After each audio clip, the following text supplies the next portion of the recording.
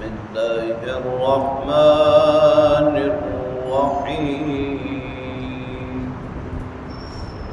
قد نرى تقلب وجهك في السماء فلنولينك قبلة ترضاها فول وجهك شطر المسجد الحرام وحيث ما كنتم فولوا وجوهكم شطره وإن الذين أوتوا الكتاب ليعلمون أنه الحق من ربهم وما الله بغافل عما يعملون صدق الله وصدق رسوله النبی الکریم۔ سورہ بقرہ کی آیت نمبر 144 کی تلاوت آپ نے سماعت کی۔ ترجمہ سماعت فرمائیں۔ قد نرى تقلب وجهك في السماء، اے محبوب صلی اللہ علیہ وسلم، ہم آپ کے چہرے کو بار بار آسمان کی طرف اٹھتا ہوا دیکھ رہے ہیں۔ فَلَنُوَلِّيَنَّكَ قِبْلَةً تَرْضَاهَا، ہم آپ کا رخ اس قبلہ کی طرف پھیر دیں گے جو آپ کو پسند ہے۔ فَوَلِّ وَجْهَكَ شَطْرَ الْمَسْجِدِ الْحَرَامِ، اپنا رخ مسجد حرام کی طرف کر لیجئے۔ وَحَيْثُ مَا كُنْتُمْ، جہاں بھی آپ ہوں، فَوَلُّوا وُجُوهَكُمْ شَطْرَهُ، اپنے چہروں کا رخ مسجد حرام کی طرف کیجئے۔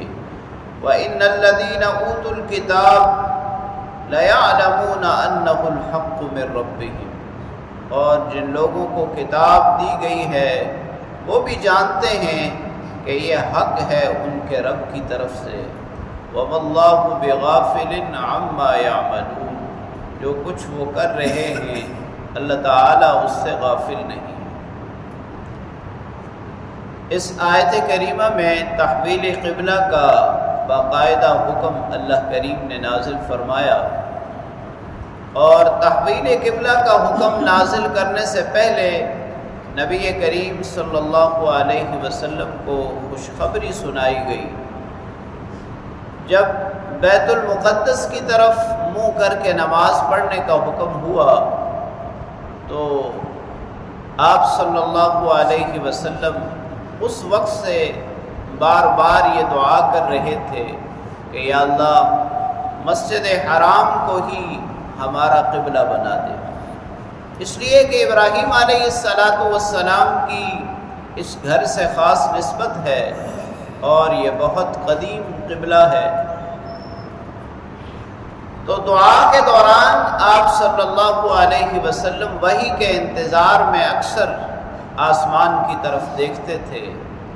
اسی کو اللہ کریم نے ابتدا میں بیان فرمایا کہ اے محبوب، آپ کا چہرہ جو بار بار آسمان کی طرف اٹھتا ہے، آپ بار بار آسمان کی طرف دیکھتے ہیں، یہ ہمارے علم میں ہے، لہٰذا ہم آپ کے پسندیدہ قبلہ کی طرف آپ کا رخ کر دیں گے۔ پھر تیسرے جملے میں اللہ کریم نے یہ حکم نازل فرمایا، اور دوران نماز حکم نازل ہوا۔ نبی کریم صلی اللہ علیہ وسلم صحابہ کرام کو نماز پڑھا رہے تھے، ظہر کی نماز، 2 رکعت نماز پڑھی بیت المقدس کی طرف، اور پھر حکم ہوا کہ مسجد حرام کی طرف منہ کر کے نماز ادا کیجئے۔ باقی 2 رکعتیں آپ نے مسجد حرام کی طرف منہ کر کے نماز ادا کی۔ آج بھی زائرین جب مدینہ منورہ جاتے ہیں تو مسجد قبلتین یہ اسی یادگار میں تعمیر کی گئی ہے، وہاں نماز ادا کرتے ہیں، نوافل ادا کرتے ہیں۔ اور پھر یہ حکم ہوا کہ اب ہمیشہ کے لیے مسلمانوں کا قبلہ یہی ہے، چاہے وہ کہیں بھی ہوں، مشرق میں ہوں، مغرب میں ہوں، وہ مسجد حرام کی طرف ہی منہ کر کے نماز ادا کریں گے۔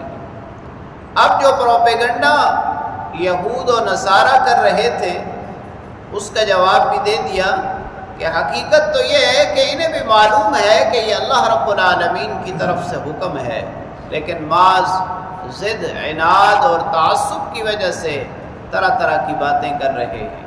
لہٰذا آپ پریشان نہ ہوں، اللہ رب العالمین ان کے کرتوتوں سے بخوبی جاننے والا ہے، غافل نہیں ہے۔